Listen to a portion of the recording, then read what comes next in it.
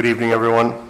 I'd like to welcome everyone to the Budget Committee meeting for April 1st of 2025. And first on our agenda is Berry Library. Joyce.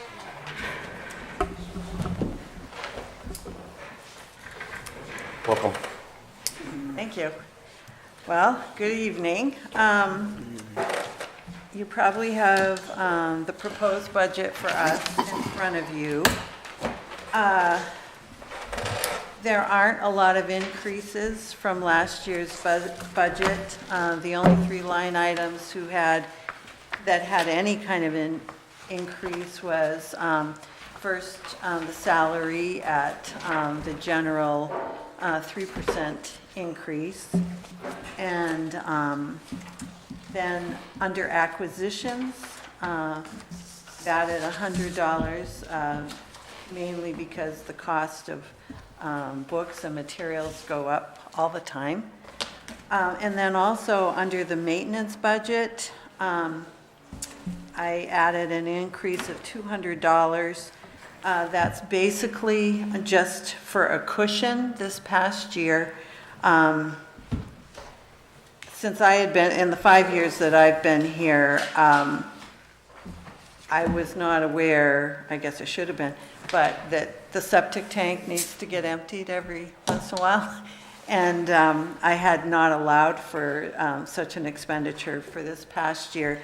So I added $200 for the coming year, just mainly as a cushion for those types of things that come up that have to be done in terms of maintenance. And that's pretty much it. The budget that I requested, the total is $17,498.24.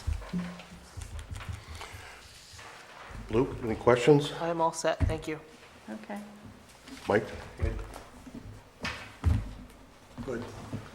Rick? We can. Can't break it down. We've got a few questions, especially on the raise and your hourly in the 8, 9 hours. It doesn't total to what you. Oh, I'm sorry about that. Well, I took the 3% from what I think I was getting last year, and that's what I came up with, was $17.68 per hour. What do you figure out that it's supposed to be? Well, the 1768, is that including the 3? Yeah, Okay. yeah. And which number of hours are you working from? Is it Well- 8 or is it 9? It's sometimes 8 and sometimes 9, depending. I mean, it's always been the kind of thing that if I had to put in, that's been there for years, that 8 or 9. Generally speaking, it's 8, but sometimes if there's something that requires extra time.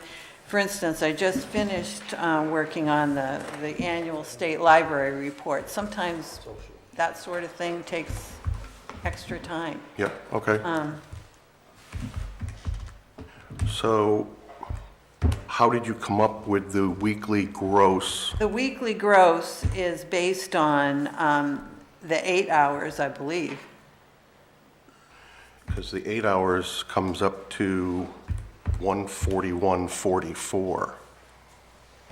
What does the 9 hours come out to? 159.12. Okay, I was still off, but probably that's what I did it on. I did this up a few months ago, so. It's hard to do the FICA and, right?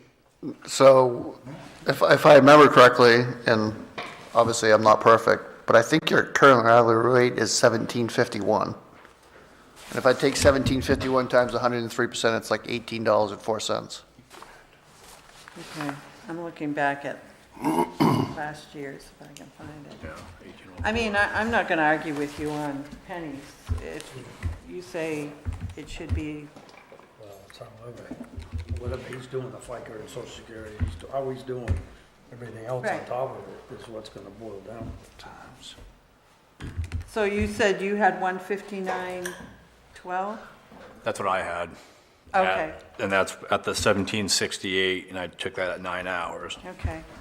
And 140, 144 is the 8 hours. Right, but the reason it allows for the 9 is that sometimes it Yep. may be 9. That's good. Yeah, I think we just want to get the math right. I think that's Yeah, all yeah, we're okay. just trying to make sure we're all on the same page with that.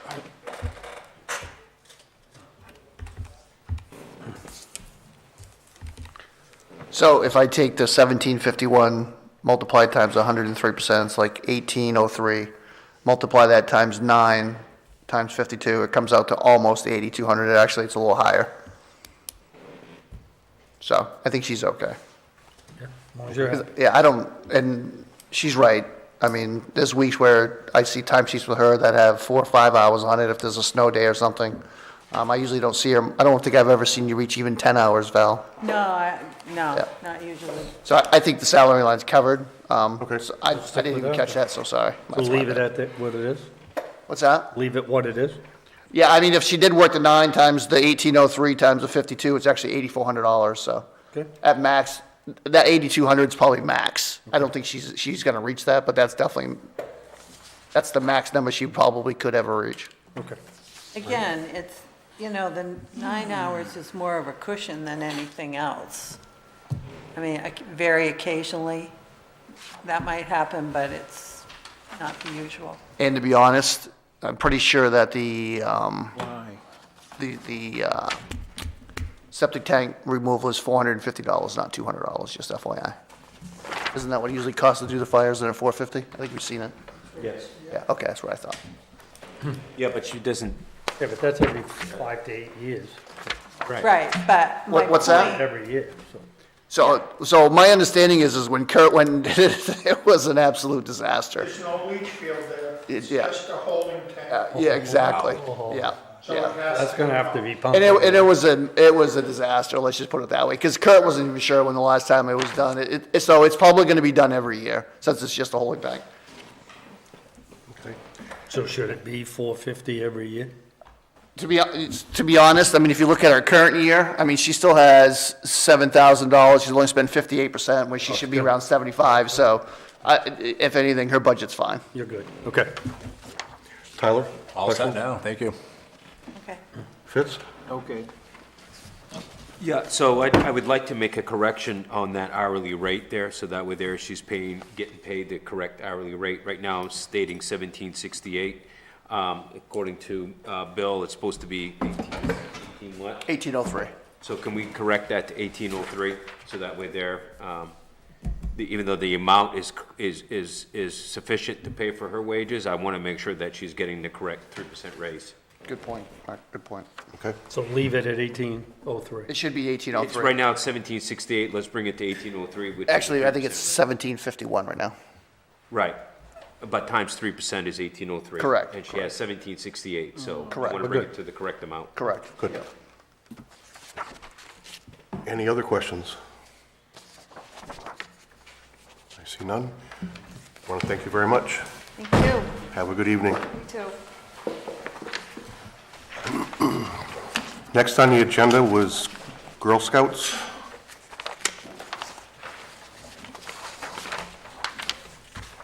And Sheridan had mentioned to me that they may not be here because he didn't hear back from them.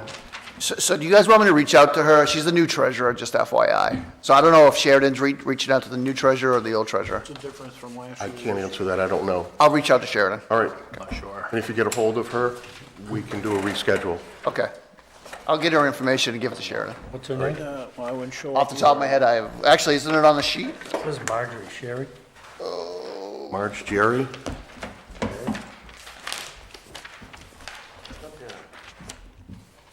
Yep, Marge, yep. That's the new lady, yep. Okay, so, Which, the contact information's right on there, right? I think I Yeah, put it on. 93, 'Cause she yeah. came into my office, I sat down with her and we went through it, so. okay. And the next on the list is the Sixth Cemetery. Johnny.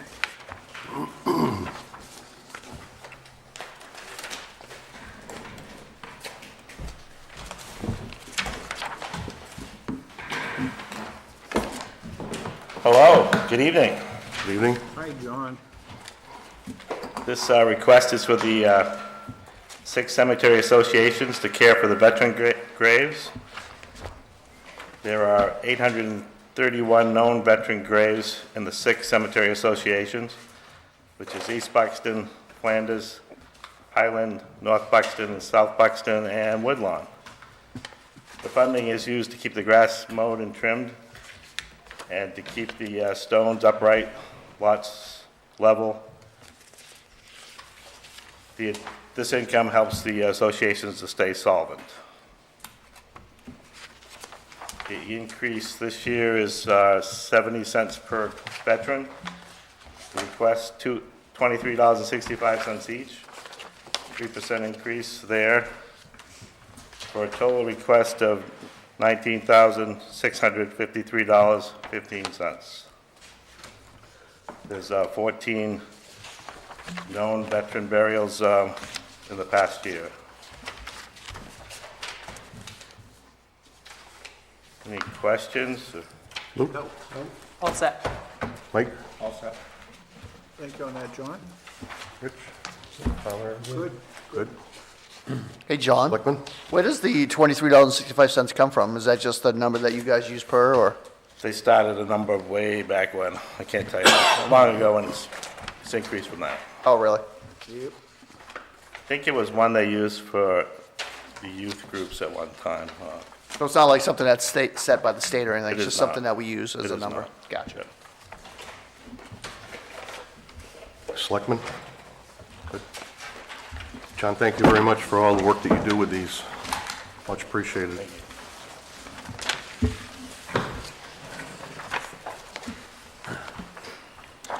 And next on the agenda is administration. And this is going to bounce back and forth between different people presenting? Okay.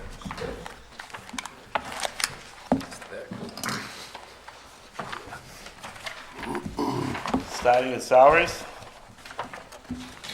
We're going to write down that list. Yep. Very good. The salaries request for the upcoming year is $506,400, increase of 3.37%. What number did you say? 500 and, Did you know? Yeah, I Well, got, that's a new one. yeah, this one says 510. 510, 547. 4.21%. Too much paper. So the major difference between this year and last year is that we added the budget board down at the bottom. If you look at your salary sheet, the budget board's down there. We kind of followed the same kind of pay scale that they did with the appeals board. The other two big changes is that John receives an office manager salary, and then I receive a technology stipend, not a salary stipend, and I increased both of those. They were both in high 80s, and I put John's we put John's at 125 and put the IT coordinator at 100. Okay? questions? Carry on.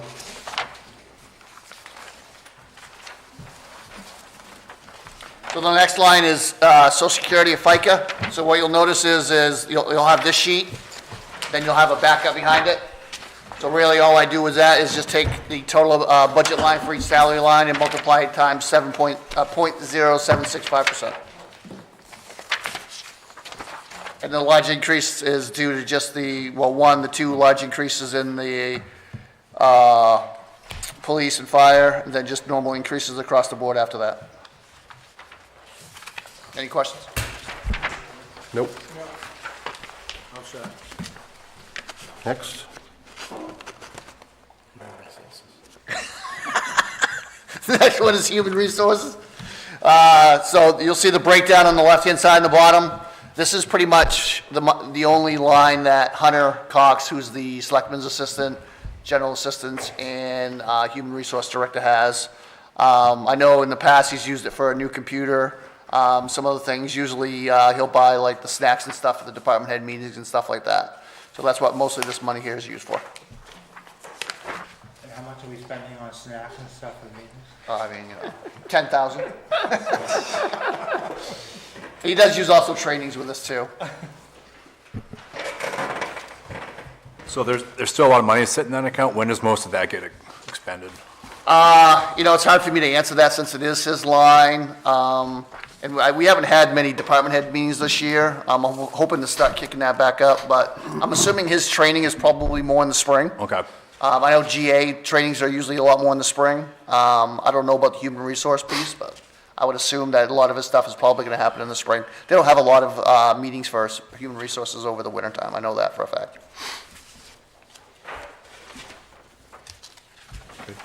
Go ahead, Fitzy, what do you got? If we really want to know, Sure, I think you're both doing a good job, but you're both red in the face. I don't know why that's the word. I'm hot. Well, you sure it's just not my shirt reflected off my glasses? Super hot in here today. Good enough. You asked, I answered. That's okay. Good luck. I can take it, Fitzy. You bet. Okay, John. Your turn, Joe? Ready for the next one? Next. Occupancy costs. The request is for $61,500, up 4.69%. Looking across the lines, I don't think there's any large increase there, they're just the cost of doing business increases. Luke? All set. Mike? Good. Rick? Good. Okay, next. Telephone. There's a reduction of 47.14%. Request is $3,700, down from $7,000 last year. Mostly because one of the line items for internet was moved to the occupancy account. No. Questions? Next. Is supplies.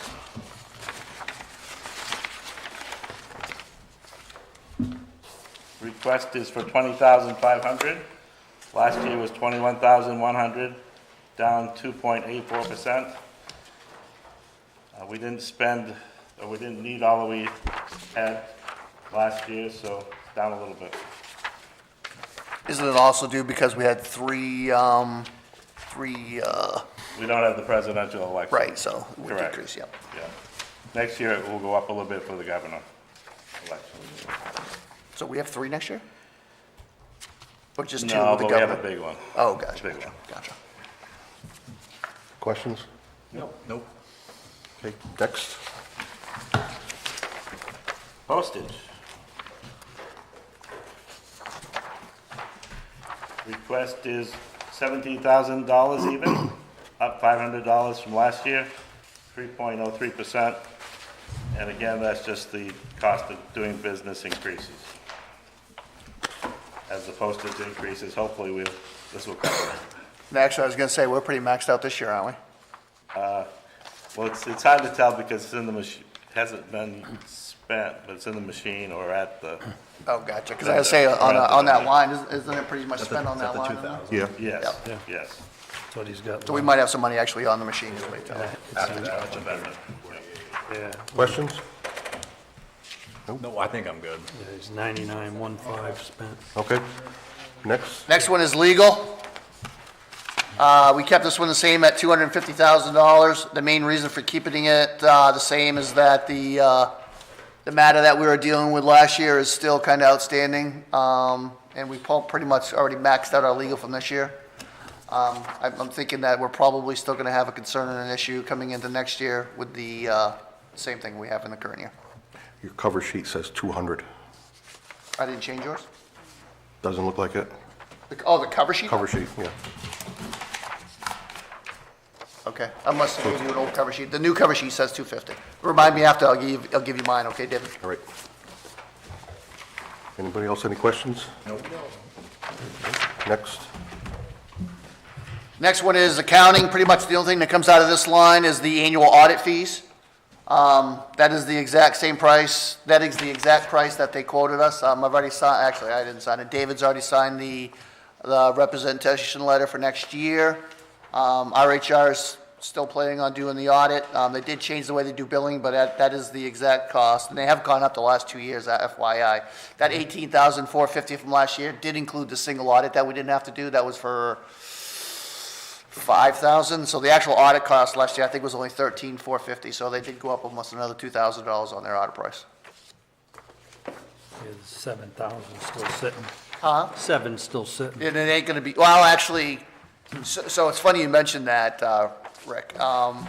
They, they changed the way they do their billing now. I don't know why, but they're actually looking for 50% of next year's cost to be paid already. Yeah, I know, right? Yeah, so I think I'm kind of glad I budgeted at 18,450 last year, because it's gonna be eaten all up now. Yeah, so, good job. Questions? Nope. Okay, next. Next one is assessing. This is for the assessing agent that we bring in, which is Parker Appraisals. They usually come in and help Leanne, making sure that the assessments on buildings, lands and stuff is good. This increase, actually, so it's a decrease from last year because we also budgeted in here to do, to hire an assessor for the issue that we had last year with the dams. So that's why it's a decrease. But the actual cost for just Parker Appraisals has gone up, because their normal price 2 years ago was 34. I think we went up to about 38 last year, which actually wasn't enough. I think I budgeted at 5%. It actually went up 10, so that's why I'm budgeting a 10 or a 12 this year, just to make sure we cover the cost. When I did talk to Bob, he said it'd probably be about 10% again this year.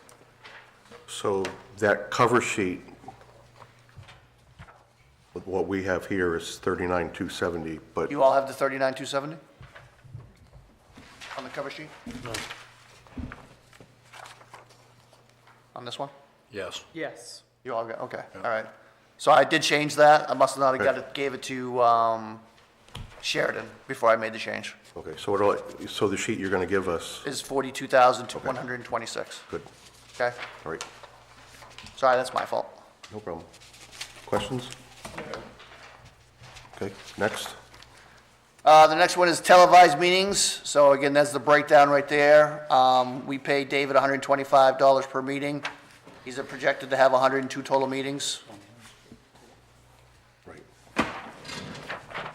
So the total cost is $12,950, which actually it's the same as last year. Last year is where he got that $25 raise. He did not request a raise this year.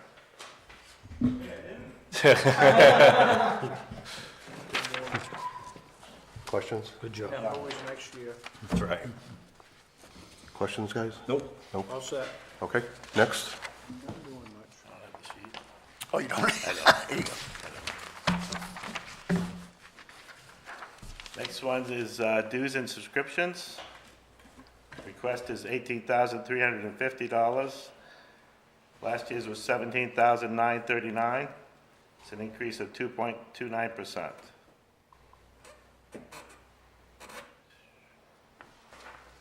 I don't think there was really much change. So I know what I did change on this was we went up on the Maine Municipal Association a little bit from last year. That covers the whole town, being able to be a part of the Maine Municipal Association, which usually means that, I did notice that there was a training coming up. If you're a non-member, it was $250. If you were a member, it was like $125. So being a membership there has its rewards. I'm not sure if it's worth $11,500, but, I mean, we do use Maine Municipal Association for a lot of different things.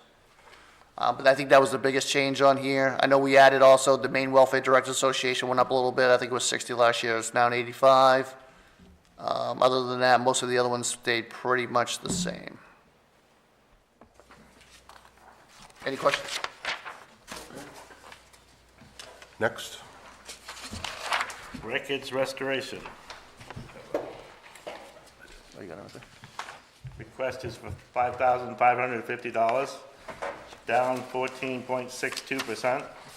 Last year's request was $6,500. This is to restore the 1985 and 1986 evaluation books. It's the last books of that style. I'm not sure what we'll be asking for next year, but I'm sure we'll find something. So you'll notice behind the master page is actually a quote from CoFile to do it.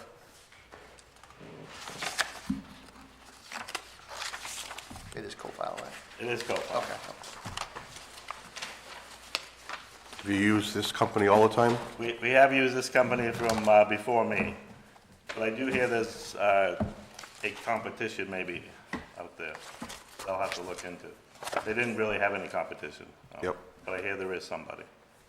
Okay, good. Questions? What's that?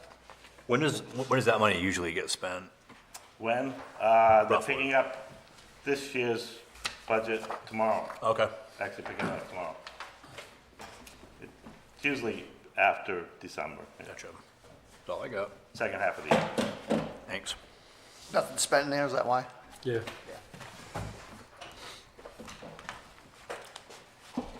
Okay, next.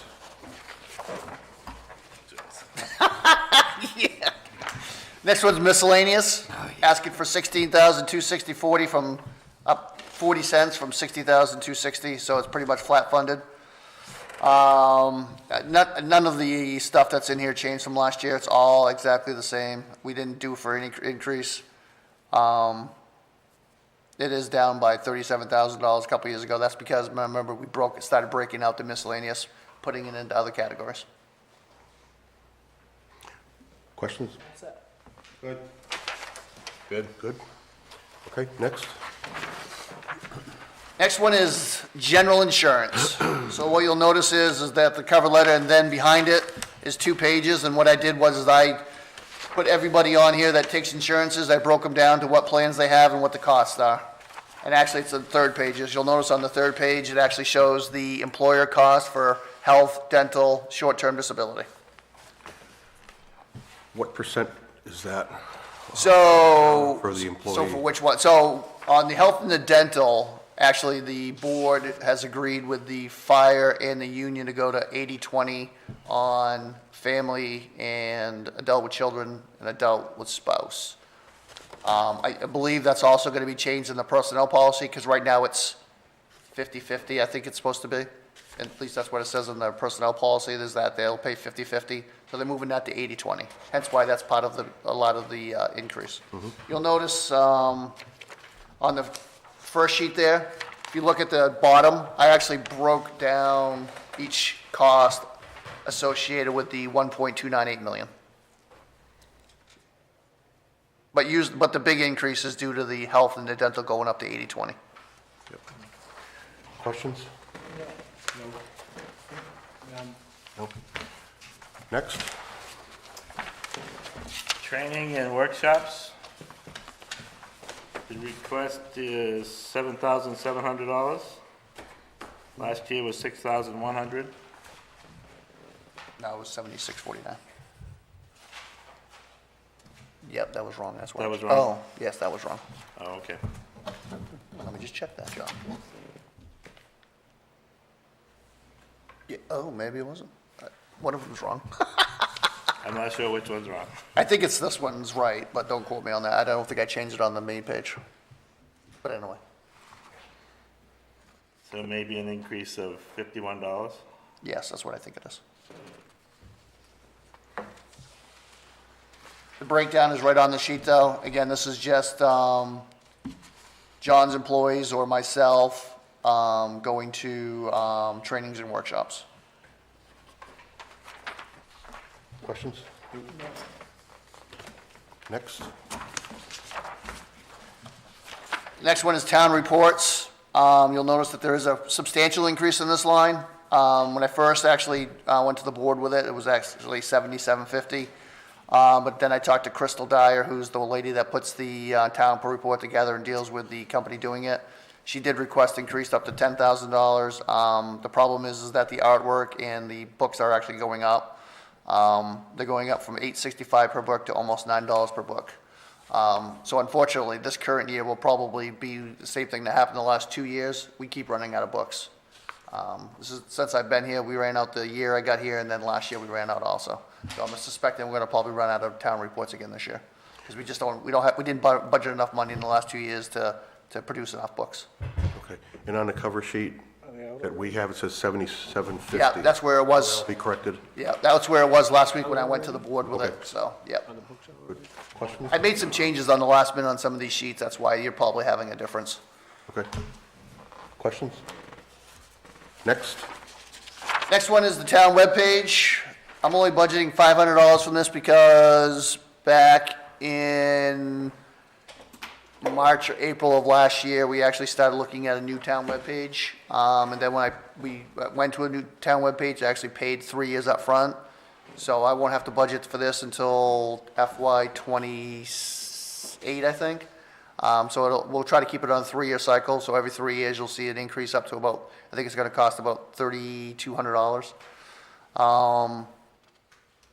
As long as we stay with the website, obviously, I've heard from the Board of Selectmen that we've had a few complaints about the new town webpage. So we'll have to see how it goes. Obviously, anytime you do change, it causes problems. So this 500 is just going to be for incidental changes and things that happen? So the 500 is pretty much for, if I have to add another user or so, it's $200 or $300 if I add another user. And it looks like I'm gonna add Nathan Schools over at the fire department. He's thinking about dumping his current website and jumping onto ours and having his built right into our website instead of having a link jump into his website, so. Okay. Questions? So is that why that one's overspent? Because you did the 3 years? 100%, yep. Okay. Thought about, it's, I guess saving money in the long run was better than Yeah. waiting. It's perfect. Is there a line item in the, I can't recall, if there's a line item in the fire budget for website? Is there a certain line item? No, there isn't. He probably spends it out of miscellaneous, I would assume. Okay. Next. Next one is municipal building repair. I like to call this Mark Bly slush fund. So there's $5,000 in it, and then we've been using it. So last year, we used it for Chicopee Fire Station. Nobody budgeted for, when I say last year, I'm talking FY '24. Nobody budgeted for like electricity and oil over at the Chicopee Fire Station because I guess the fire department was kind of moving out of it, so they didn't budget for it, and then nobody else budgeted for it. So we used that line item for that. This current year, we actually used it for some expenses at the West Buxton Library. So it's kind of one of those catch-alls, is if something kind of breaks down or if something's missed, we kind of use this money for that. Okay. Questions? I'd like to make a comment to that if we could, because I think that we're going to be fixing the West Buxton Library on this account. We're getting quotes right now on that. We don't have a total. We know that we're looking at painting it and/or siding it, and insulation had to be done. We're getting quotes. We're probably going to be $15,000, $20,000 in that general vicinity. So that number will go up by that amount. We just don't have the numbers currently. But we will be fixing the West Buxton Library out of this account.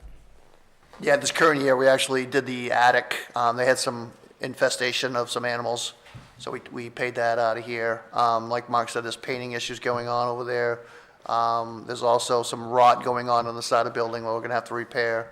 And there's some, I guess there's a tree that's kind of overhanging the building that we're gonna probably have to take care of. So we're getting quotes currently. Kurt's been working on it, but it's hard getting contractors out to site to get quotes. So this number will change before we actually do the warrant? There's probably a good chance it may, yes, Mark's right. Yep. All right. But, I will have to do the same because I didn't want Luke picking on me because I didn't have backup to it. Okay, next. Technology account. So this is the account that's pretty much used town-wide for the technology. The biggest expenses out of here are our financial software and our contract for Burgess. I think you noticed that in the fire and the police, they also have the IT contract for Burgess. And then the breakdown is right there. This is a slight increase. I have noticed now that I'm doing the IT stuff and paying a lot more attention that the IT for this town is not upkept. We have computers that are 15 years old and it's starting to really show its wear and tear. So I put in here trying to replace 3 computers every year. Okay. Questions? Nope. Mike? Rick? Fitz? None. Being too good. Selectmen all set? Okay, next. Oh, the next one is Main State Retirement. So you'll notice on this sheet here that the numbers down below just represent the increase. If you notice on the next page after and the next page after, it's actually a breakdown of every single employee that's on our 2 plans. The biggest change of this is that the fire and the police are changing from 2C to 3C. It's a better plan for them, and they negotiated it in their union contract. It is a little bit more of a cost. It's about 1 or 1.2% more than what the 2C plan is. But the benefits for the fire and the police are way better than the 2C plan. So really, the biggest cost you'll notice on the sheet is the change from 2C to 3C is about $25,000. Then also, we added a new rec employee. The 3% salary increase across the board is about another $9,000. Another fire employee addition, which actually, Nathan told me today that they hired a new individual over there, so now the fire department is at max capacity. And then just the 5,000 is estimated on the new salaries. Mike? Rick? Tyler? All set. And FYI, there will be an article in the annual town warrant that actually asks the town voters to change from a 2C to 3C plan. We actually have to do that, the way it was worded when they first signed up. The next one is the retirement article number 14. So this is any employee that's not on mainstay retirement that participates in the 457 plan. After 6 months, the town will kick in 3%. After a year, the town will kick in 6%. There's a list of all the employees that currently take it and what the salary is and what the breakdown per employee is. And what's the check mark for? So there's a chance that she's going to retire. But me and John talked about it. We said we should leave it in there because we don't know whether or not the new employee is going to take the 457 or not. So I was like, yeah, John, you're correct. We should leave it in there just in case. Okay. Luke? All set. Mike? Good. Okay, next.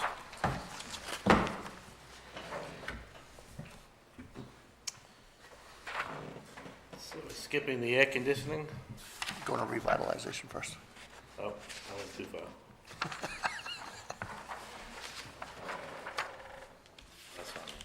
That's not you? Oh, that's not you, that's That's right. not me. That's my bad. So this is revitalization, this is Chad Poitras line. We use this to usually do some upkeep and stuff of, monuments and stuff like that. No increase at all in this. And actually, I don't think there's been an increase in this in 5 or 6 years. He still hasn't spent, What's that? he's still got 1,000 in there. Does he? Yeah. I think a lot of the time, again, a lot of stuff in some of these lines, especially in the admin, are happening in the spring. Because usually you don't want to upkeep anything before the snow hits, and usually after the snow, and then we'll take care of any upkeep that has to So happen. Chad, do you do this pro bono work so you keep the 1,000 in there? Absolutely. Next. You want to take this one? Next, we go to capital items. You want to take this one? Air conditioning. No, it's the town hall walkways. There is no air conditioning. See, it wasn't budgeted. Come on, Johnny. Keep up. All right, so the next one is the town hall walkways. So Kurt believes that the walkways need to be redone. However, when we did present this to the board, they did want us to do a little bit more digging, and I do have something.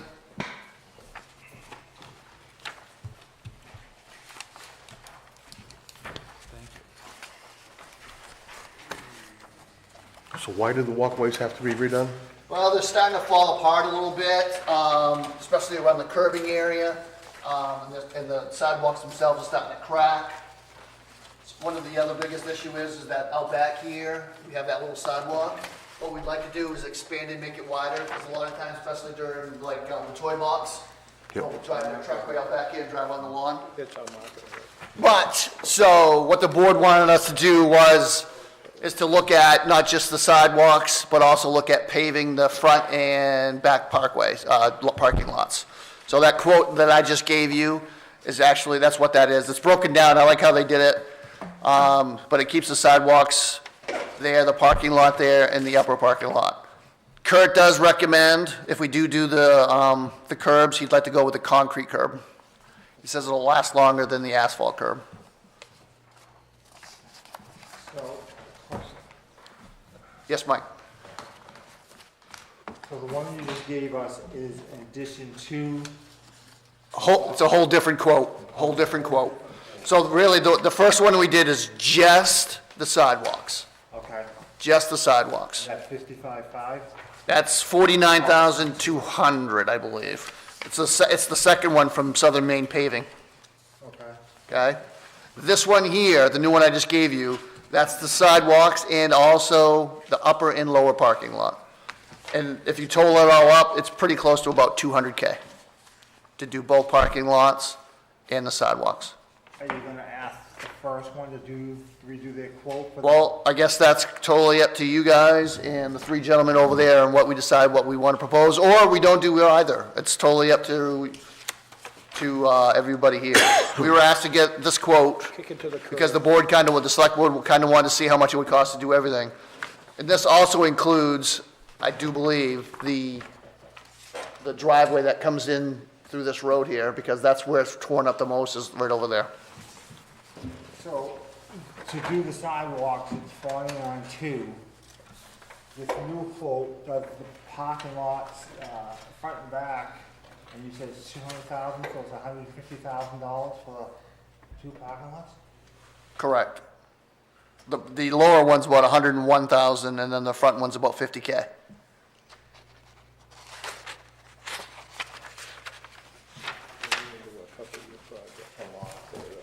I thought it was a lot too, but. So just, I want to bring some clarity. The reason we wanted the parking lots looked at was because you're going to have to cut the parking lots in order to put new sidewalks in.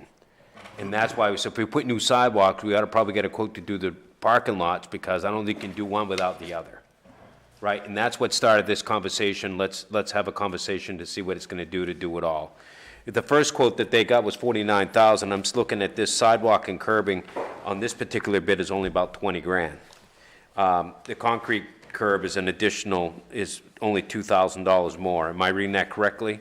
So to do the sidewalks, according to this new bid here, is only $20,000. New curb. I think so, right. Yeah. Right, yep. So, it's a lot of money, I'm not saying they don't need to be redone, but we're just getting this here tonight, so, before, you guys can think it over, I'd like to think it over too and see, what the game plan is, for the total budget here, because $200,000 is a lot of money to add into this year's I budget. would like to see the first quote get redone, to include the parking lots, so you have comparing apples to apples. Well, the thing is that we got so the long and the short, they didn't use Dayton Sand and Gravel the first time, and Dayton Sand and Gravel does all our roads to begin with, and so they're probably giving us a better deal because of that, because they do $500,000 worth of tarring in our roads in our town. So, to go up to the original first companies and say, hey, you know what, your quote was $49,000, I want you to redo it because you need to come in at 20, right? That's not how it works, I guess. I'm saying to add the parking lot. Right, well, if they're at 50 for the sidewalks, I think they're gonna probably be a little bit more to do the road, the driveways. Yes. I don't know, this is a lot of money, to be honest with you. I'd like to kind of think that through a little bit personally before, I don't know. That's just my thought right now. We have an expensive year this year. Maybe we need to look at, it's very difficult because I don't want to see taking, $500,000 worth of tarring in our roads away from that to help with our parking lots here. If you remember correctly, we had a survey done of our roads. We needed to be about $650. So I'd hate to take, some road money in order to do our parking lots, but $200,000 to fix the parking lot here, a lot of cash, especially this year. So I'd like to think that through a little bit, that's all. Where do you anticipate the money being appropriated from? This money here? Undesignated surplus. Yeah, correct. Okay. Remember, almost every capital item that we budget in the budget comes from unassigned surplus. Yep.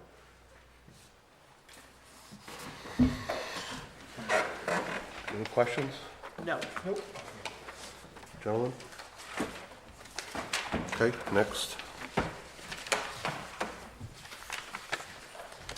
That is the payroll program. It is, sir. As my time here becomes closer and closer to the end, Cut it out. this project would provide software for the vault, so that in the vault, when it needs to be destroyed, how long, if it needs to be kept forever. The request is $17,071. It's a capital item, so it's a 100% increase over last year. We have applied for an irrigation number 1 grant for half of it. The town might only have to pay for half, possibly. So you're gonna be hiring? Yes. A supervisor? It would be professionals that know what they're doing. Yeah. Yeah. For the first round. Afterwards, we would be taking care of the software what we put in, what we take out. So is this charge for the 97, that's not for a year, or that's just to get the thing set up and go? The annual fee, if we purchase this software and to have them do the work, the annual fee is like $900, round numbers, to update the software. Oh, I was less than that. 804 would be the current year, 804. Hey, John, will we know, how long will it take before we know about the Narragansett #1 grant? We normally know before town meeting.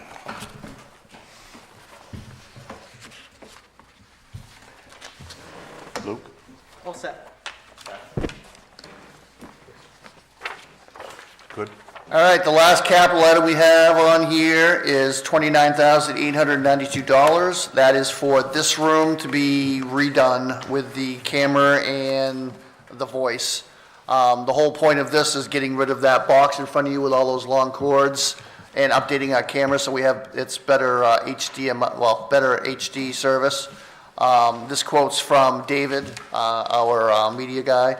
My understanding is it'll be actually something that's up here. The camera and the voice will actually follow voices when they're talking and whatnot. It's something he actually has to go to out of state to actually get trained to be able to install. But it gets rid of all that dangerous stuff. I mean, since I've been here, I've seen people trip over that thing. It's kind of a hazard, to be honest with you. The only thing you gotta be careful with, I've been involved in probably 5 or 6 things actually, and the speakers have a tendency to be very sensitive. So a lot of times, if I'm talking, if it's not picking it up 100%, it's gonna cut in and cut out. So if you're having people at home watching it, there's a chance that they're gonna get part of it, not all of it. That's good to know. Yeah. Yeah. This is, again, this is, System is gonna eliminate that problem, like you say, your microphone's not aiming towards your mouth right now. So it's gonna completely eliminate that, because it's gonna be proximity based, and it's gonna camouflage into the ceiling. So it's gonna have an auto detect threshold, it'll sense whoever's speaking, and sort of steer a lobe towards them, and pick it up and amplify it. So there's not gonna be microphones? no microphones. There'll be no wires. So basically, you're gonna have people having to turn their head. No, they don't have to do anything. Okay. I think you need to be You can careful. naturally sit as you are right now and speak. Yeah. And actually, could you please aim that microphone? No sidebars, I don't like that. I just think you need to really be careful with this, because like I said, I've been through enough of them where we spent over $200,000 and had to go back in and spend another $100,000 to update some systems, so that what people were doing is they were leaning forward, turning their head up to talk to it, so that people could hear them. And the biggest issue we had was like when we did board meetings and things like that, anybody calling in, He's against it. it was cutting out big time. A few times we're on the same So page. just, back down here, $29,000. Hey, Michael, could you do me a favor? Could you get me some information on the stuff that was implemented in the places you're talking about and stuff, so I could just see what ours is compared to that? Yeah. That'd be great. Any other questions? Yeah, I do. My question, I think it's unnecessary. We're going out to 8% of the population, number one. Don't make me go any further. Leave it at that for now. You talking about the capital item we just presented? Yeah.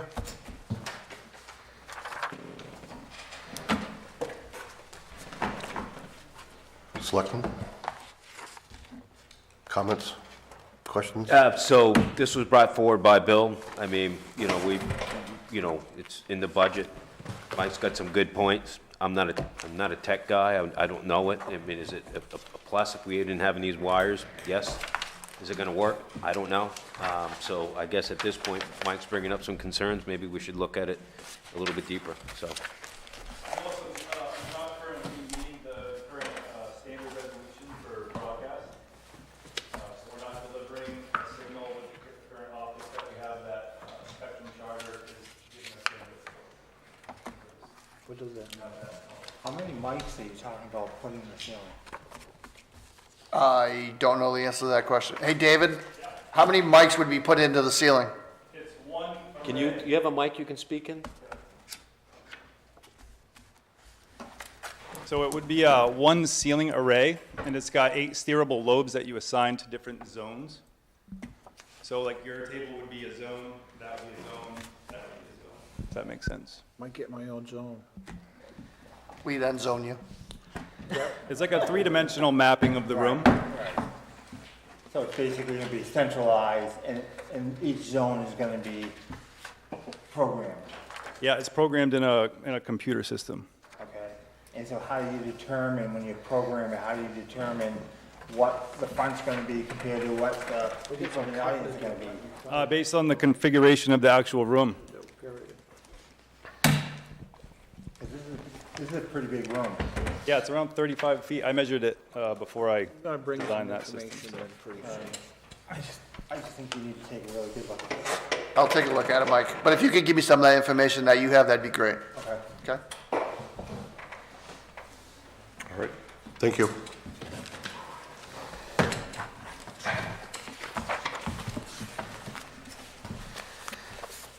No other questions? Okay, I think I'm next. What's that? I think I'm next. Transfer? No, before that, isn't there one before that? Just says administration and capital. Which I think you guys just did. Done both? Capital. You good? No, capital is this one. Says capital bond, interest and bonds. So this is the line where you guys pay for, I believe it's the Public Works building. I don't have that info. It's not here. You don't have it either? I have it. I got it.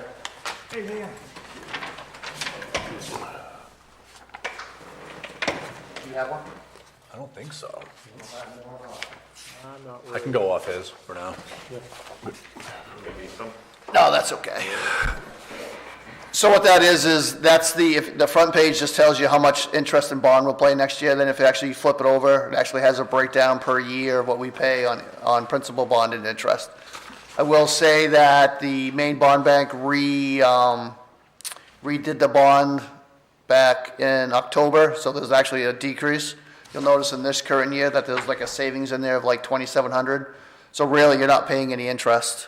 And I think there's only one more full year on this, if I remember correctly. If you look at what's the last payment on there, on this itemization schedule, on the bottom? 11/1/27. Yeah, so in a couple of years, this is all gone. But that's what this line is for, is to pay for the Public Works building for principal and interest. I don't think it's actually been presented to you guys before. It's the first time I did this one.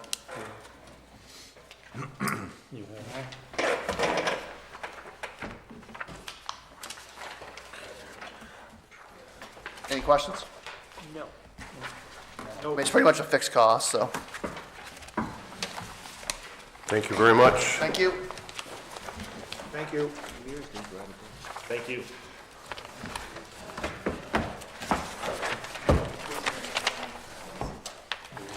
And Win the win.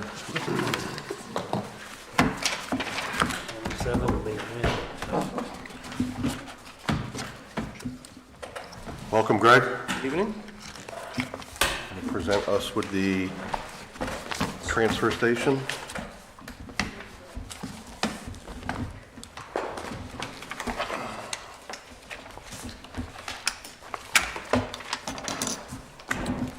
Ready? Oh, I'm getting there.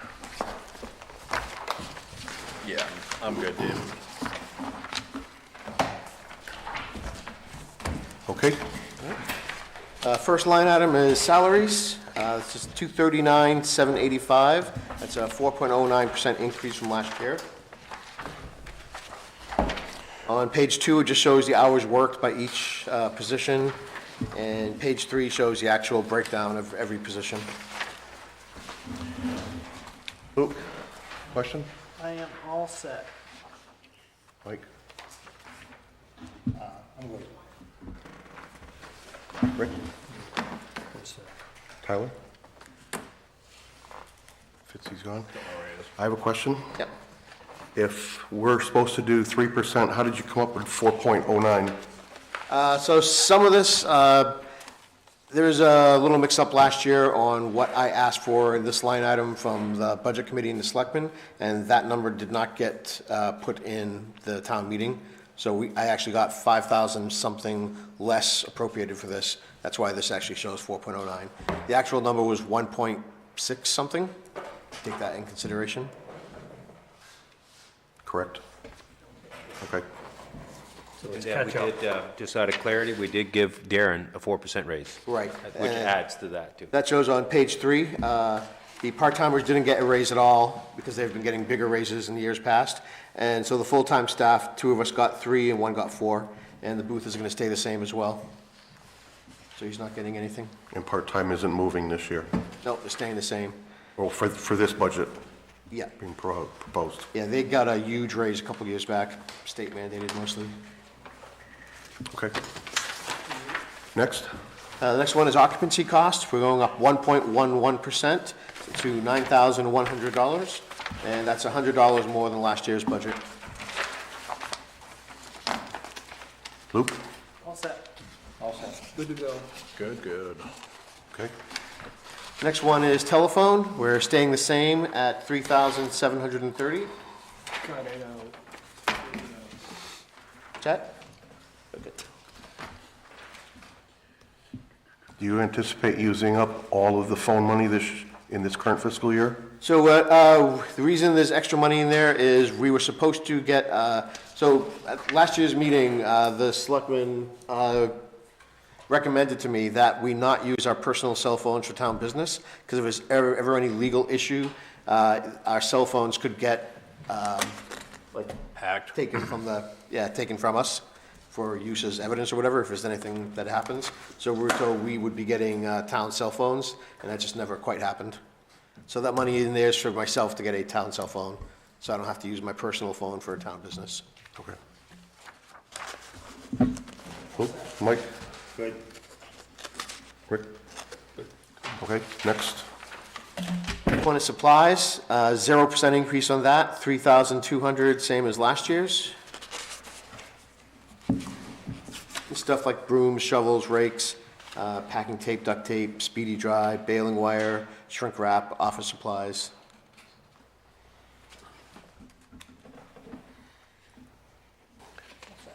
Mike? Good. Okay, next. Next one is gas, oil, and grease. We're staying the same on that one, no increase, 4,350. And that's mostly for grease gun grease for the backhoe, Bobcat accessories, greasing the baler, the compactor, and other equipment. And diesel fuel, oil, and hydraulic fluid for the equipment as well. Luke? All set. Good to go. Next. Next one is new equipment, asking for a 1.96% increase to $2,600. That's $50 more than last year's budget. What was your big expense this year on that line item?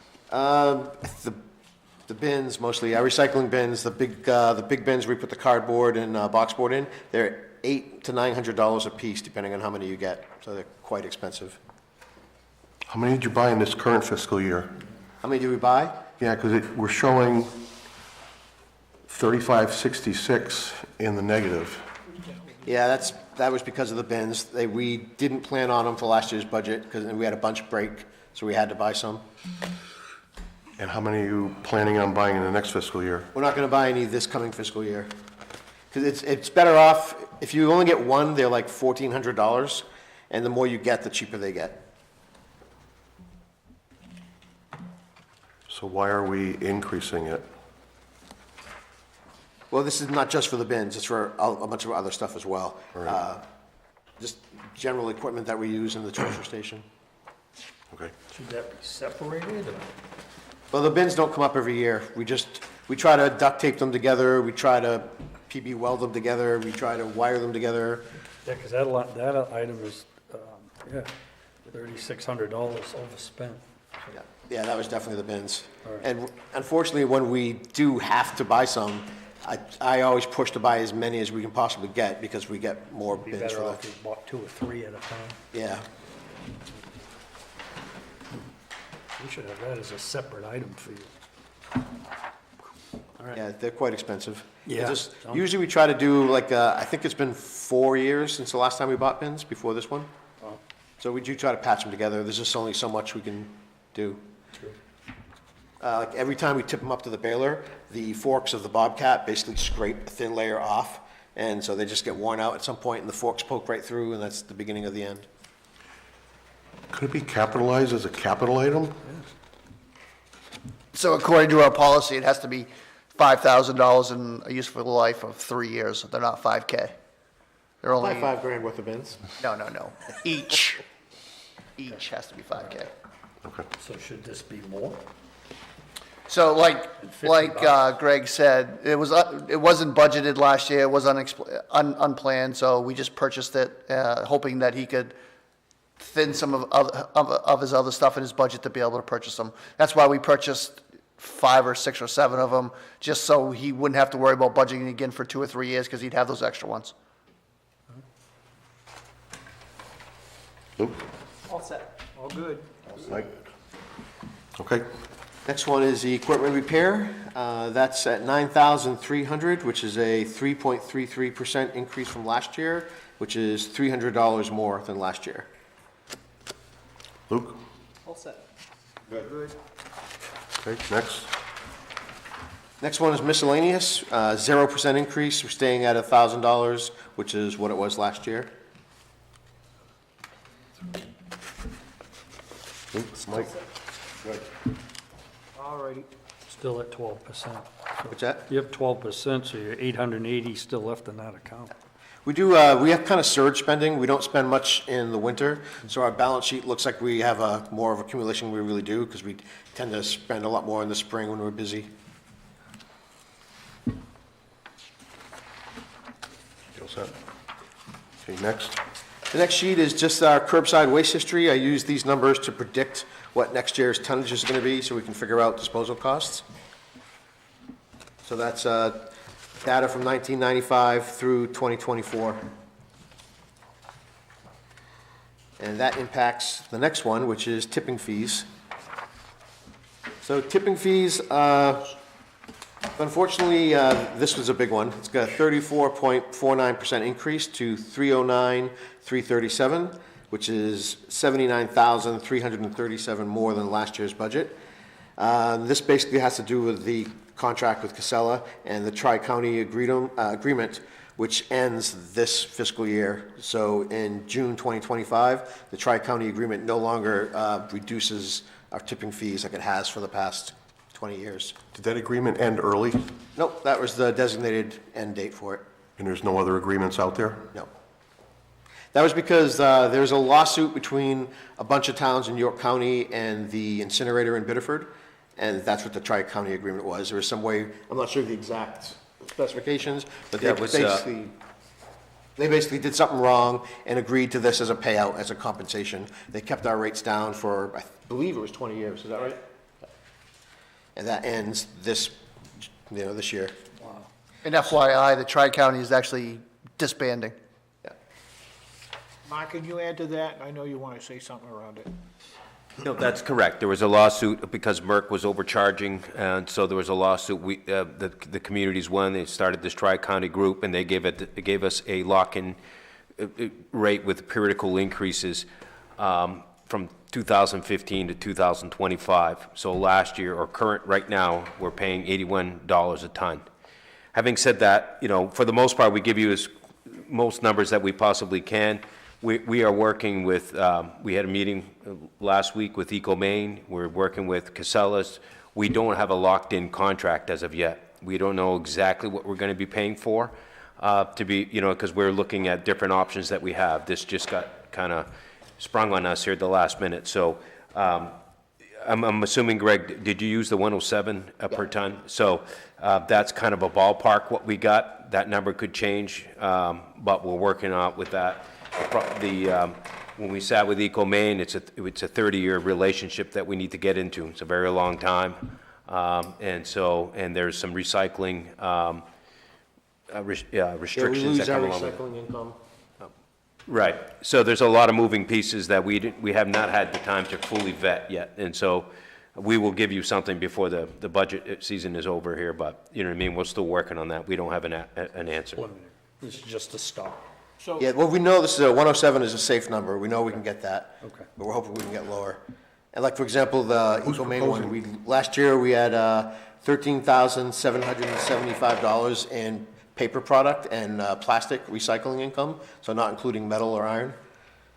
So it's, you know, not a huge number, but So to bring clarity to that, the 107 is the lowest number. We can't get anything lower. If anything, we're going to pay more. Because if we get into a relationship with Eco Maine, then we have to buy in, which is about $40,000 a year, including. But what happens is over time, right, you reduce your tipping fee costs going up, so you make out at the end. You're buying into Eco Maine is basically, and again, it's a 30-year relationship. So a lot of moving pieces there. We haven't really dug into it. So I don't know what the best option is yet, because we haven't figured that out. it just sells today, so but Casella put us in a bind, right? No, they didn't put us in a bind because the Tri-County group didn't have, I mean, Casella did our disposal, but they weren't part of the Tri-Community, Tri-County agreement. thank you, Tri-County group. They weren't part of that. So I saw today from Waste Management, they were doing $90 a ton, but they had other issues. Their hauling was like 3.5 times more than our hauling fee now, like. So I actually called Waste Management and never got a return phone call, so that was another company that we were seeking here again. So I'd like to get that information if I could. Bill gave it to me, actually. Bill gave it to you, okay. So where did the $107 come from? That's the proposal from Casella. Casella. And Eco Maine, Yeah, Eco Maine's was like 50 cents more than that, or something like that. plus you have to buy in. The 40,000. The 30-year It's, agreement. what was it, 1.5 million? Yep. But dispersed over 30 years. Yep. You So basically have to buy the company, part of it. you have to share buy of it. part of Eco Maine. And they lock you into a 30-year agreement, so, and if you ever leave, you don't get your investment back. Right. So you have to walk away with, leave your money on the table. Yeah, nice arrangement. It's complicated. There's a lot of moving pieces there, so. What happens after 30 years? After what? What happens after 30 years? So after 30 years, you're part of Eco Maine. You're one of, so what Eco Maine is, it's an organization that's owned by municipalities in the state of Maine. And what that 1.3 million dollars is over the time of Eco Maine, they've built a reserve. So what you're doing is that 1 whatever million that we're putting in, we're buying into that reserve to be part of Eco Maine. So after 30 years, you wouldn't have to pay any more money in to that, to belong to Eco Maine, but then you'd be an owner of Eco Maine. We're still playing curve. So the 40,000 a year is just to get into it, then you're paying, Correct, Gotcha. correct. You also have to pay them for your recycling as well, Okay. instead of getting income. You become a voting member, you'd have somebody from the board that'd be on their board that helps set rates and all that stuff. It's like Mark said, it's complicated. It's complicated. What's the total amount of revenue that Buxton receives in recycling? For everything. For just recycle, did you gonna get time for that metal number? I have not. Okay, so I can't give you the number for our scrap iron, but that would be higher than this number. This 13,775 number is for plastic, paper, and cardboard only. Is it worth continuing doing recycling? It just depends how you define worth. Now, some people value, if you're just talking strictly monetary, that would be questionable. Just monetary? Strictly monetary, so it wouldn't just be, so for every ton we get recycled, we also don't pay that $107 to dispose of. So you have to factor that in. And do you have history or data on what that weight is per year? The weight of disposal, this is actually curbside. So our curbside tonnage is 2,753 tons, which is on page 11. And David, that's a big thing with Eco Maine. When they did their proposal with us, what they're gonna propose is to do curbside recycling. No more bringing the transfer station. So what you'd have is 2 bins outside, one for trash, one for recycling. Because they believe our recycling rate is way too low. And then this would be reduced? Who did you say disbanded? But you still need the outside disposal areas. Right, right. There wouldn't be, you wouldn't have to go to the transfer station to do recycling anymore, but you still have to go to the transfer station, they dump tires, trees, and all that kind of Bulky stuff. waste. You'd still have it for that. You just wouldn't have it for the recycling anymore. But again, there's costs associated with that, and the board's looking at it to see if if it's a good idea or not. So, like Mark said, we're probably a good weeks and a month away from making a decision on what's gonna happen with our recycling and with our trash disposal.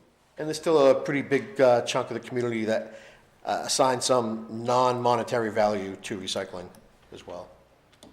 So if it was not done anymore, how much of an outcry would there be in town? Say that again? If recycling wasn't done anymore at the transfer station, how much of an outcry would be happening? I think it'd be pretty big, but And Mark, are we still required from the state to have a recycling? lot of, I mean, we have a lot of think we're regulars who required. recycle every week, and they would be upset. So I think what's important here is that, the whole legal main thing, so just to bring some more complication, right? Last year, there was a law that was passed that will charge manufacturers that distribute products within the state that it distributed in plastic a fee. That fee is going to be going to the state of Maine, and then the state of Maine will be reimbursing communities on the amount they recycle. So communities will be getting a reimbursement for recycling. This is what this law is intended to. How much?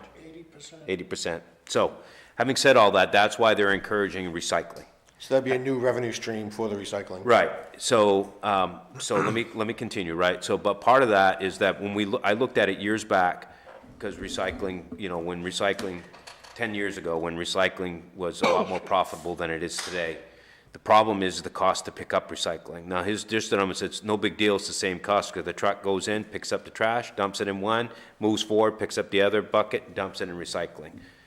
Well, what I've seen is Casella is that you have one truck that picks up a trash and another truck that picks up recycling. So basically, you have double the pickup cost, in my opinion, which in turn would offset some of that cost, right? So it's a balancing act between is it cost effective for us to do it that way or not? There's people in the community that enjoy recycling, and that's why we built the transfer station specifically for recycling purposes. That's why the transfer station was really built. How many people want to recycle, are in favor of recycling? I don't know that answer. You know what I mean? If you took it away, would there be an outcry? I would have to say yes.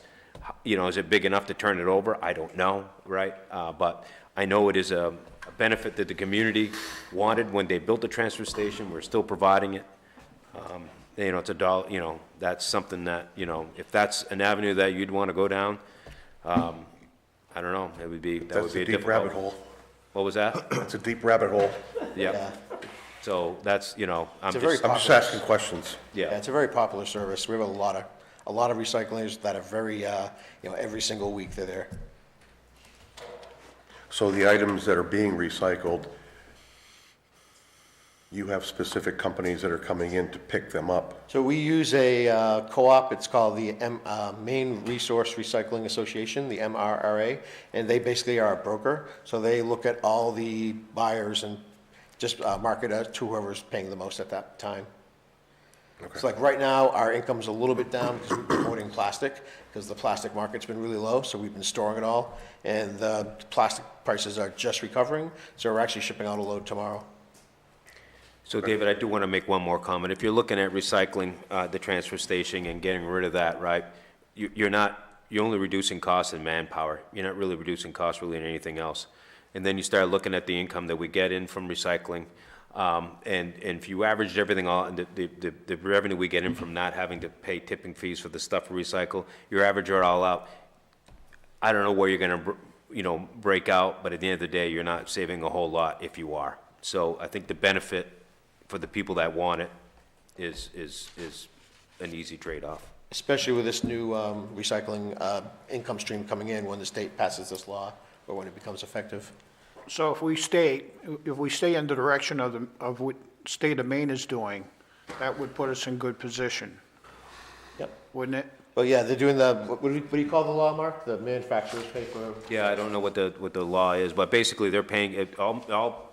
basically the products, the people who are buying products with plastic in it, they're paying more for it, and that money's going to the state. And the state is reimbursing municipalities for their, Just like the bottle bill piece. yeah, just like a bottle bill. Just like a bottle Yeah, bill, it's they charge plastic. so much for a bottle. So we'll be getting income for every ton that we recycle, extra above and beyond what we're getting now. How much longer is our Casella contract? Parts of it die with the tri-county agreement, like the tipping fee one. Most of it is good for another 2 years.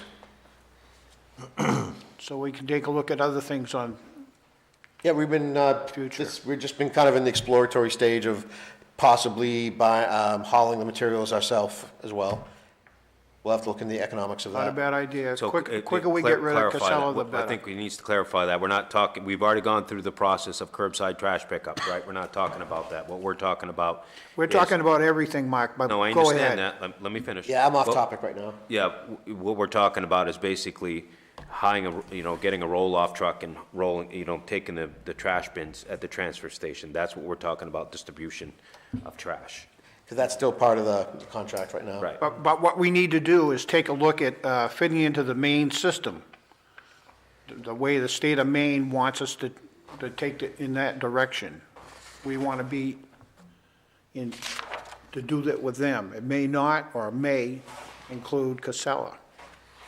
So, and I don't. Just a yes or no to that, Mark.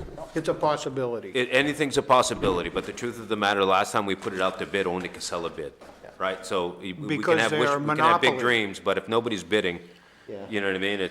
We're pretty limited. That's probably the worst time, is the last time we went out to bid, because we couldn't, I called Waste Management like 30 times, and they just kept saying, is the whole industry is switching over from manned trucks, like a person in the back throwing the bags in, and everyone is going to unmanned automated trucks because of liability costs. So they didn't have enough trucks, Waste Management, so they couldn't even bid because they didn't have the personnel, they didn't have the trucks, they just couldn't take us on. And I got that answer from a lot of Casella's competitors, so it ended up being Casella was the only one who gave us a bid, so. Okay, thank you. Let's move on. Yeah. The next one is the curbside contract. Let it stop there. So that is going to be $465,155. It's a 6.88% increase. And this is based on, they have something called the garbage CPI, Consumer Price Index, and that doesn't come out until the last day in June. So we have it estimated from Casella at 6.8%. That's why I'm using that number. It is just an estimate, though. It could be a little off. Okay, questions? Next. Next one is community education, 0% increase, same as last year, $2,200. And that's for just community outreach things to increase recycling awareness. You haven't spent any of it in the current year. We have, it's just, I don't think the bill's been processed yet, but we have spent it. Okay, I think we have $100 left in it. questions? No. Nope, none. Next. The next one is waste disposal, and this one is another one of the tri-county agreement ones. 36.63% is the increase to $138,000, which is $37,000 more than last year's budget. And this is disposal costs basically for everything except curbside trash. So that would be brush, shingles, bulky waste, tires, refrigerant, inert waste, and the compactor bin. And so what do we take in to compensate for part of that? So that would be gate fees. Correct. Yeah. That is, I don't know what the gate fees are right now. okay. We try to, so we've been playing with our numbers a lot. Anyone who goes to the transfer station probably noticed the significant increase in the prices we had. We've almost doubled our prices on a lot of items because we're trying to so we used to try to do this line item alone being paid for by gate fees, and now we're trying to do this line item and more of the overhead of the department from gate fees. So we're trying to get it so that the gate fees pay for a majority of the department. Is it still an arbitrary number from the gatekeeper? We have a price list. I know it seems arbitrary to people who don't know the system, but if they want to spend time, I can explain it in detail to anyone who has a question about why they were charged. I mean, I've been quite a few times, and he's been pretty consistent. Yeah. So, So we try to give price breaks. If you have like, for example, if you came in with insulation one day and it's dry, you're going to get one price. You come in the next day with the same exact volume, but it rained overnight, and now your insulation is soaking wet, I'm charging you more. Okay. So there's a lot of little things like that that people don't know that we take into account, but we, Questions? All set. All set. Good. Next. Yep. Next one is waste transportation. This is where I should have brought up the truck that we were just looking at right now. We're not, actually serious considering it. It's not going to be this year, but it's just we need to gather more information, and that may be a possibility for the future. So we're going up 6.02% on that one to $66,550, which is $3,779 more than last year's budget. So this is just hauling everything from the transfer station. Luke, Mike? Good. Next. Next one is building repair and maintenance. We have gone up 4% on that, $2,600, which is a $100 increase from last year. Questions? All set. Good. Next. Next one is administrative expense. We're going up 2.7% on that one to $1,900. That's $50 more than last year's budget. Questions? All set. Good. Next. Uniforms, we are staying the same, 0% increase, $3,450. This line item has remained the same for 6 years. Gentlemen, questions? Nope. Next. One is mileage reimbursement. That went up 1.94% to $1,050. That's $20 more than last year. Cut it out. Next. Next one is safety equipment and supplies, 0% increase, same as last year, $1,650. Does your safety equipment ever go out of code? Not really. Most of our safety equipment is just like stuff like gloves we burn through so quick. Okay. Questions? All set. Okay. Next. Next one is tools. I'm asking $1,025, which is a 2.5% increase, which is $25 more than last year's budget. Questions? Next. Next one is curbside collection carts. These are the actual trash cans that Casella puts out by the road. And this is part of the Casella contract, and this also is going to be the trash CPI. And we guessed a little bit lower than the other one. Instead of 6.8, we put it at 6.0. And that strictly depends on what the trash CPI is going to be. 23, did I skip a page? No, it's just my number's a little messed up compared to yours. The page is 25. Oh, okay. I remember this one's covered by the carry forward of that article, the trash bins. Right. Yeah. This money has already been allocated though, correct? It's already, so, right, it'll be just, you'll have it'll be carried forward. It'll be a carry forward number. Okay. Yep. We just don't know the exact one because the wording of the contract just says it's going to be the trash CPI. The next one is closed landfill and monitoring and testing. This one has gone up 18.67%. Unfortunately, there aren't many companies that do this testing, so the one that we find that's willing to do it that's just their rate increase for this coming year. We actually have extra money in the budget this year for that, but I guess we're not going to carry forward. It's just going to go in the general fund. Who do you guys use? They just changed their name. It was Ransom, and now it is, I can find it, I think. It used to be Ransom. They just got bought out by a bigger company in Michigan. It's still going to be Ransom Office that does it, though. They just have a new corporate taskmaster. So Greg, how many landfills do we test? We have 2 landfills in town. We only have to legally test 1, so that's what we do. We test the Town Farm Road landfill. The Churchill landfill is the older one that doesn't have a liner at all, top or bottom, but we're not required to test that one. So I sent you some information. Did you get that on the testing? No.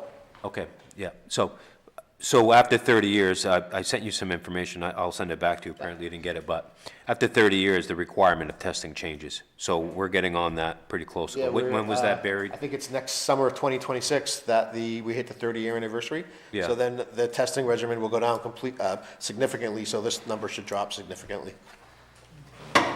We've never had a failing test at the landfill, at least the Town Farm Road one. Churchill, we did like 40 years ago, something like that. Questions? No, we didn't jinx it. Next. Next one is a capital expense item. So behind our bulky waste bins, there used to be a asphalt pad there, but over the years, the asphalt just got ground up and broken up. It was never really done right. It was just, they happened to have some extra paving material, so they paved it. And that's pretty much all gone now. So we're dragging those cans through mud, and we are talking about sometimes 14 to 15 tons that we have to drag with the backhoe out through mud. So we're trying to get a concrete pad so both we don't damage the backhoe and we don't damage our bins, and our bins cost $9,000 a piece. So the less we beat them up, the longer they'll last. Is there salt used back there during the winter? Just on the paved areas where the trucks drive, not in back. So that's not going to affect the pad that you're looking at? No, that's probably never gonna be salted. Okay. Questions? No. Good. Next. Am I giving this one? So the last capital item, I was asked to look at the possibility of putting a scale over the transfer station. Greg and I met with 3 different organizations. I thought we chose Metler Toledo. And what it is, it's an in-ground scale, and then we also have to do a concrete pit. You'll notice that it's broken out, and the quotes are behind it. And there is some extra work that's not included here, though. We'd have to do some work on the entrance, probably paving and, not sure how, but there'd have to be some, To be honest, traffic. I'm not really sure that this is the way we want to go anyway, so. Yeah. I was just asked to do some looking, some work, and see how much it was gonna cost, but after consideration, I think the board and some employees don't think that a scale's gonna work out there, because we also have to do a traffic study. traffic study and some other stuff You too. may have to cut down that patch of woods between the transfer station and here, put possibly a new entryway, possibly a new exit way, because the turning in to where we'd have to put it is much too tight of a turn for trucks to do. Yeah. So there's still issues that aren't reflected in this number. So what would be the purpose of putting this, I mean, I know what the scale does, but why would we want to? So it's to address the complaint that we don't charge consistent fees, Correct. the perception that we don't. So what a lot of towns do is they do this because they get a lot of commercial haulers. Right. The problem is we don't get a lot of commercial haulers, and there's no way that, without commercial haulers, you're never gonna get this money back. Yeah.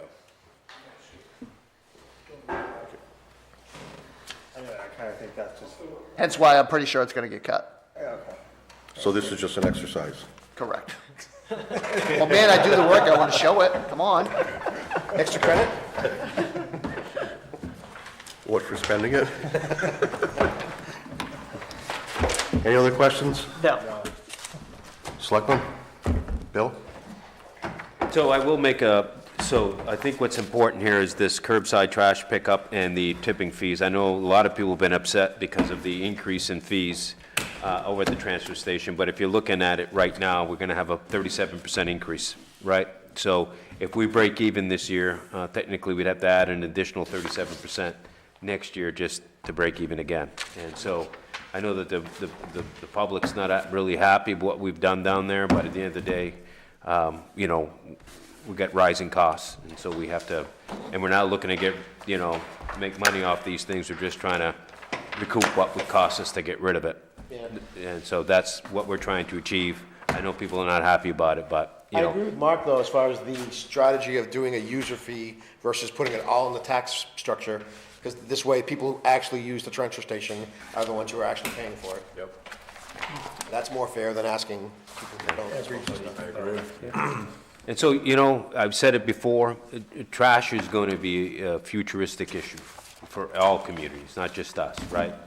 Curbside's getting more and more expensive, landfills are filling up, all of this new stuff, land and that's spaces. why, we're in these beginning stages. Unfortunately, I think that, it's just, it's a tough year. I don't know, where we're gonna end up. Maybe we just take Casellas for a few more years and figure out Eco-Maine, but Eco-Maine, that's a big transformation as well, because now they want us to do, the biggest part, I think, of Eco-Maine, which is not only the partnership, but is the recycling, which I don't think is a bad thing. I don't know if it's cost effective.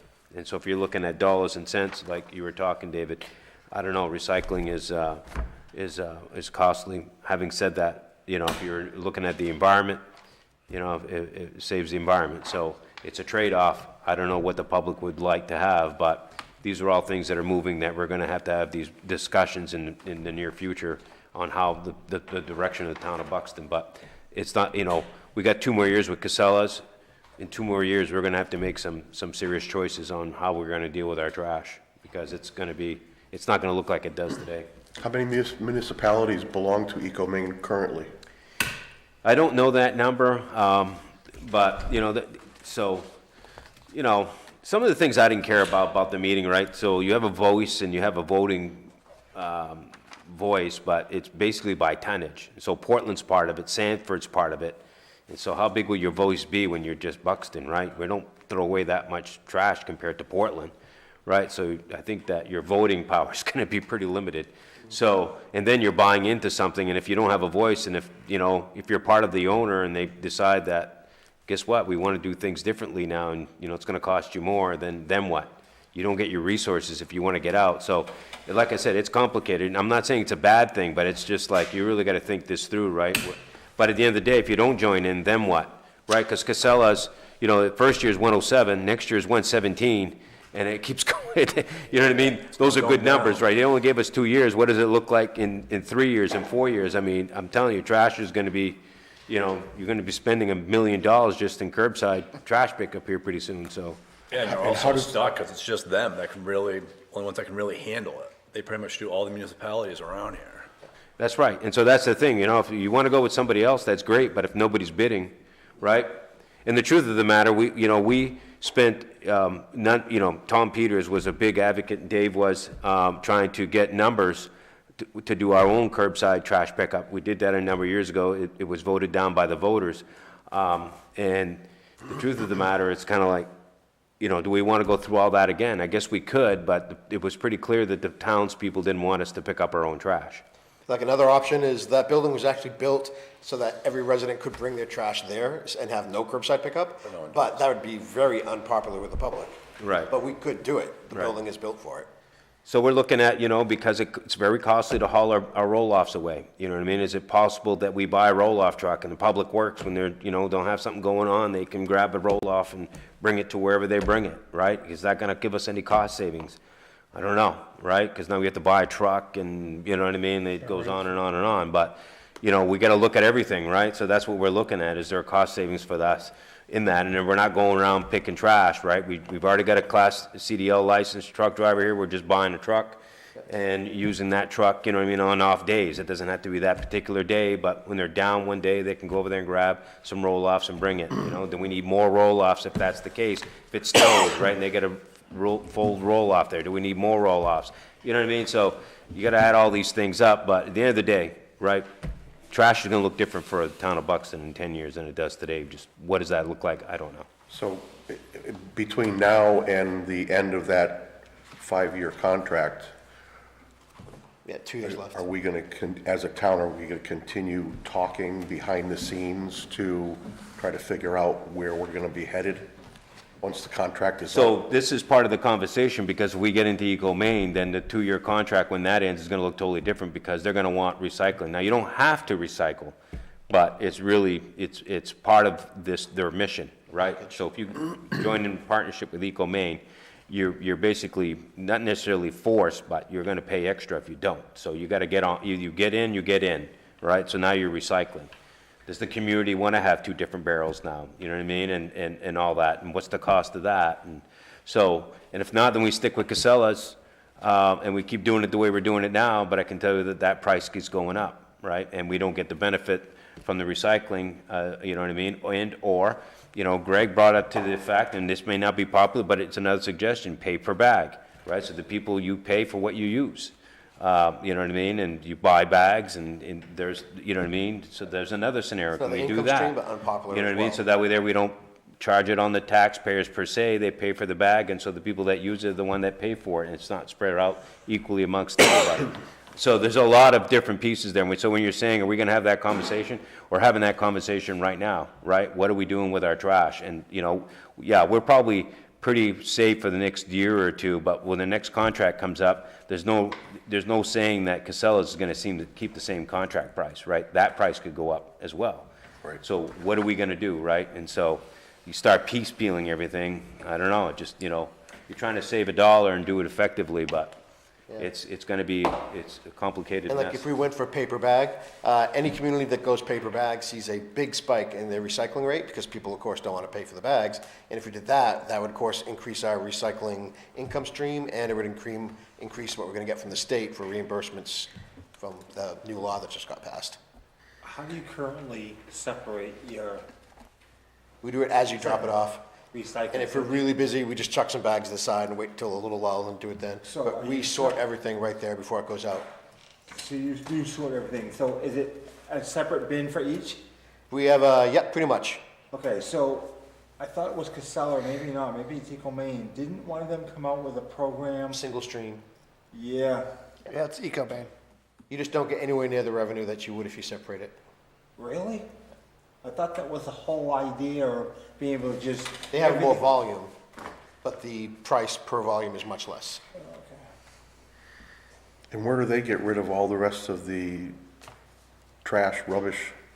How do they dispose it? No, well, the Jupiter Ridge is run by Casella's in the state of Maine, and that's where most of our trash goes, Incinerated? Jupiter Ridge. But when you go to Eco Maine, they have their own Single source. landfill. And basically, they do things a lot differently, right? They recycle a lot more, they burn wood, and they got magnets that pick up the nails, and they create electricity with the wood that they burn or the trash that they burn. And then all the trash goes into a compactor, and they compact it really, really small, as small as they can, then they put it in the landfill. So, and the landfill's close by, I'm not quite sure where it is, but. Scarborough and Saco. Yeah, so, they don't have to pay a lot for trucking. And so the concept that they're doing makes a lot of sense. I'm not gonna knock their concept, right?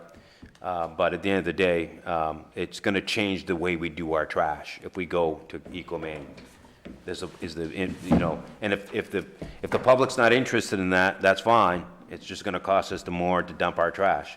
And at what point are you gonna make the switch onto something different, right? We got 2 years left with Casella's, really, we only got a year, because we gotta start making a decision, not next budget cycle, but the next one after that, right? Because then we'll have a year to kind of figure out what we're gonna do the following year and get moving forward. And what does that look like? I don't know.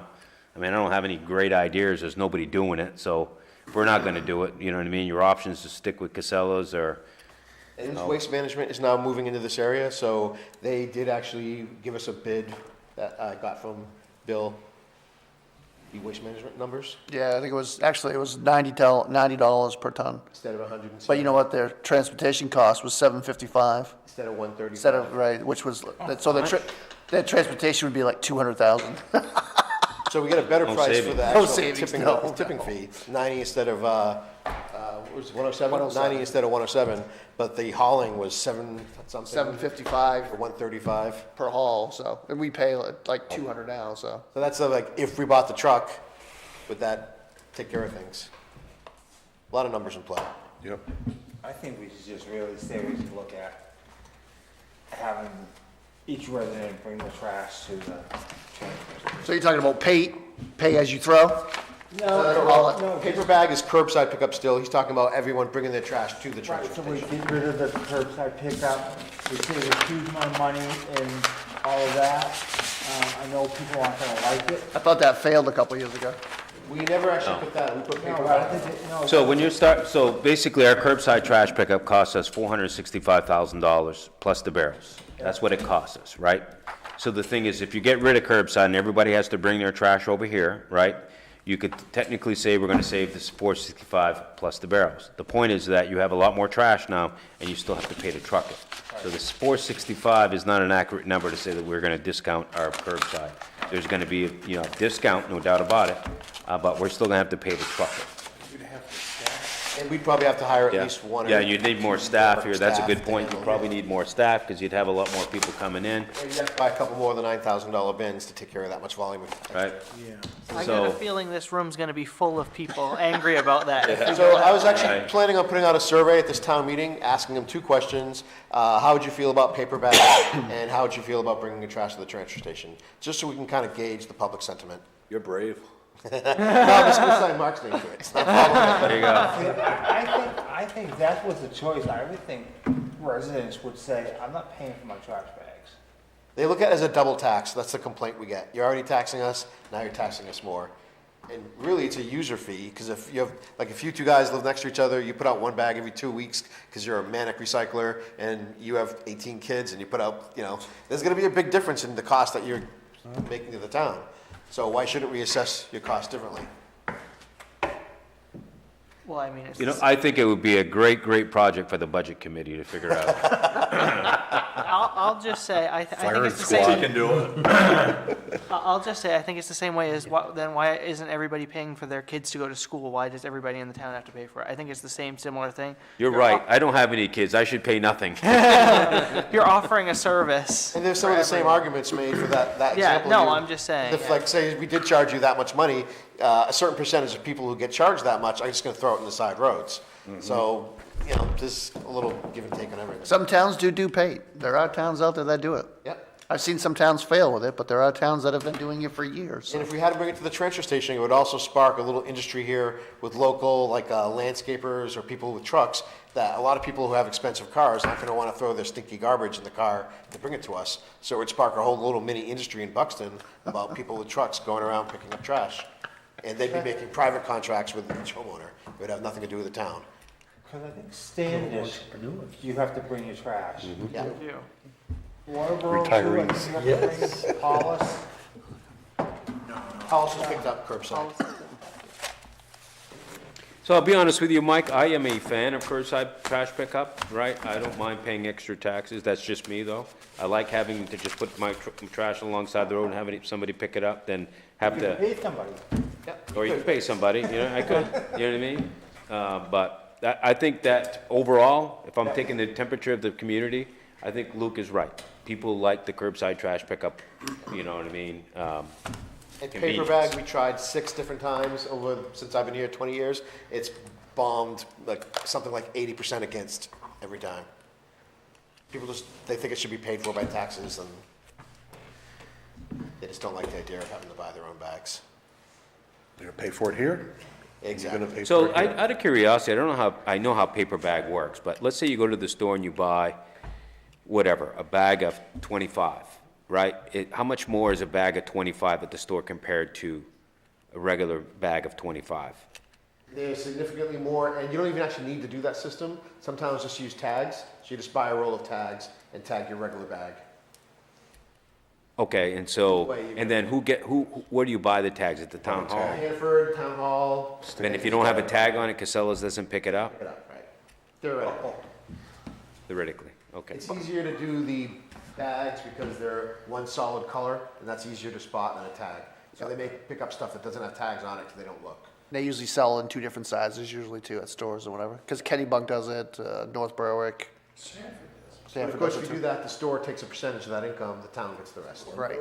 So you're gonna lose income right off the bat. How much do they take? That's what I was really, I don't know. We could sell at Town 5%, Hall. 10%? I have no idea. I've looked into it for a while. Okay, I'm just kind of curious. But I will do that survey and just gauge public sentiment, but I'm expecting both to be a solid, we don't want this. Yeah. You never know.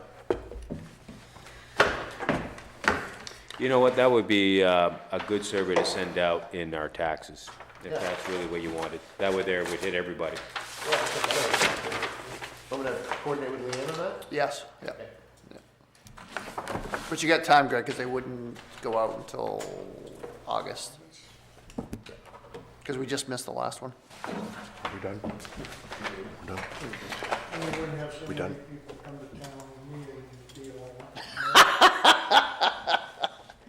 Yeah, we don't want to piss people off, Greg. When we did the last paper bag one, people were screaming, so it was I not fun. don't think it would go over well. No, I don't. doesn't, yeah. No, but we need to start making some decisions here. What are we gonna do, right? So I don't, I don't have like, I have like 300 things to pick from, right? They're like pretty minimal. I got one or two choices. You know what I mean? So, You're not gonna please everybody. no, you're not. I know that. Even if you said to the person here, design the whole program yourself, they're still gonna complain about it, so. But I think it's time that trash became a sort of, not that it's not a priority right now, but sort of really start looking at it and saying, okay, this is what we need to do. Yep, I agree. And I'm gonna get some numbers from Bill, but we're looking at, if we're not meeting our goal as far as getting most of the money from the gate fees, Yeah. we're gonna look to raise some of the item fees again to try to meet that goal. And you said you had a number or you didn't have a number? We don't have that number yet. We just, we raised the prices in last July. Yeah, Significant I think it was increase. July 1, yeah. Was there a big pushback? We got a lot of complaining at the booth, but nothing more than that, really. See, they get used to it. Yeah. Oh, no, people are upset. People are upset. There's no doubt about it, man. People don't, you know what I mean? Yeah. People wanna go to the dump and throw a whole trailer load away for $5, right? Yeah. But that doesn't exist anymore. And really, the contractors didn't mind at all. It was the homeowners who complained the most. Because the contractors see it as a cost of doing business, and they understand that that cost is going up for everything. Whereas the homeowners are like, I've paid $5 for a load of brush for 20 years, and that's what it should always be, Doesn't quite work that way. Okay, this concludes the budget meeting for April 1st, 2025. Thank you. Thank you.